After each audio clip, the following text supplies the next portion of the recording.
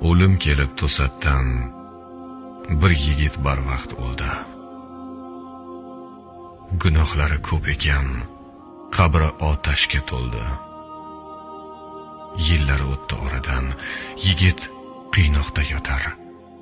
Ko'tarilmas azoblar kundan kun bo'lar battar. Ammo bir kun qabrga kirib keldi ikki farishta. Zulmat bosgan bu qabr birdaniga yorishdi. Farishtalar dedilar: bitti qabr azobi. Endi sizga bo'lmagay hech Allohning g'azabi. Bu sovg'alar siz uchun bo'lsin sizga muborak. Bizlarning kelishimiz sizga jannatdan darak. Yigit dedi: malaklar, sizlar shoshib qolibsiz. Loyiqmasman sovg'aga, siz adashib kelibsiz.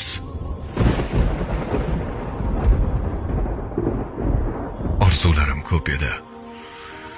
O'lib ketdim armonda. Loyiqmasman sovg'aga, qilmang meni sharmanda. Yotaverib bir joyda ko'nikdim-ku sabrga, olib borib beringlar uni boshqa birovga. Farishtalar dedilar: biz qilmaymiz hech xato. Bu sovg'alar siz uchun, sizga qilingan ato. Jon oluvchi farishta joningizni olganda, o'sha payt beshikda farzandingiz qolganda. Insonlarga farzandlar beriladi omonat. Omonatga xiyonat o'rtamasa diyonat. Ayolingiz tarbiya qildi yolg'iz bolani, farzandingiz o'rgandi shu bugun bismillohni. Diyonatli farzanddan kelaverar sovg'alar. Yaxshi qolgin ey yigit, so'zimiz rostdir ishon. Farishtalar ketdilar, qabr bo'ldi nurafshon. Oxiratni unutdik, dunyolarga berilib. Savob ishni or bilib, gunoh qildik kerilib.